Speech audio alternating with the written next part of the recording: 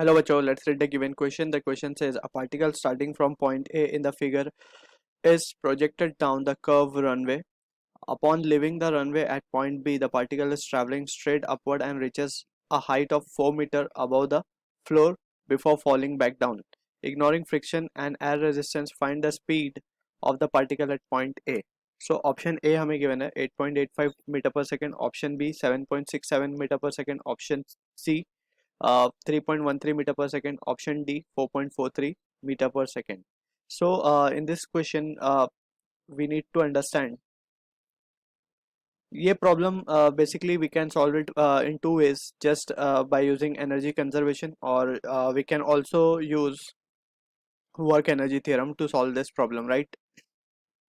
So अगर हम बात करें वर्क एनर्जी थ्योरम की, so work energy theorem we can say work done that is the total work done, ठीक है ना, net work done due to all the forces whether conservative force या non conservative force. अब conservative force वो forces हैं जिनका work done path से independent है, राइट? और जो नॉन कंजर्वेटिव फोर्सेस है उनका वर्क डन पाथ पे डिपेंड करता है, like frictional force is a non conservative force, right?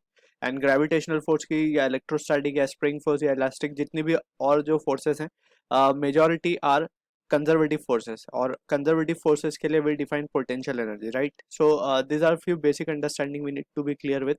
और यहाँ पे हम क्या लिख सकते हैं, work done will be what, change in kinetic energy, and change in kinetic energy means kinetic energy final minus kinetic energy initial.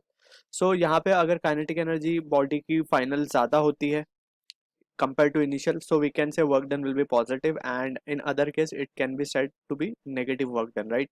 So in this scenario हम देख सकते हैं कि ball started from this A point and B से वो ऊपर की तरफ चला जाता है, ठीक है, and the ignoring friction is been given to us कि फ्रिक्शन इग्नोर करना है और हमें पॉइंट ए की वेलोसिटी कैलकुलेट करनी है. So this is the initial point, right? And B पे हम मान लेते हैं कि it is the final point, ठीक है. सो बी पे जो velocity we have to calculate, अब बी पे ये पार्टिकल ऊपर की तरफ या ये बॉल जो है ऊपर की तरफ जा रही है, ठीक है. सो वी कैन से कि इसके ऊपर ग्रेविटी नीचे की तरफ एक्ट कर रही होगी mg, राइट? और डिस्प्लेसमेंट है ऊपर की तरफ फ्रॉम अगर ये पॉइंट ऑफ व्यू से देखें तो mg नीचे है और gravity is acting in the displacement is upward. So यहाँ पे नेगेटिव वर्क डन हो रहा होगा by gravitational potential energy, right? So हम उसे क्या लिख सकते हैं, माइनस mg और h, ठीक है ना. mg इज द फोर्स और h इज द हाइट. यहाँ पे नेगेटिव आ गया है, एंड दैट अब यहाँ पे ऑल्सो वी कैन सी कि ये जो हाइट इसने कवर की है इसमें भी नेगेटिव वर्क डन है, इसका वेट नीचे की तरफ है यहाँ पे, ठीक है. यहाँ पे वेट नीचे की तरफ और हाइट कितनी है, इट इज कवरिंग 3 मीटर. अब ये पॉजिटिव होगा, यहाँ पे ये पॉजिटिव होगा, यहाँ पे ये h1 मान लेते हैं और ये हम मानेंगे h2, क्योंकि ये हाइट डिफरेंट है, दैट इज 3 मीटर की हाइट है, और क्योंकि डिस्प्लेसमेंट और वेट दोनों ही नीचे की तरफ है, so both are along the same line, so हम कहेंगे कि work done will be positive over here, ठीक है.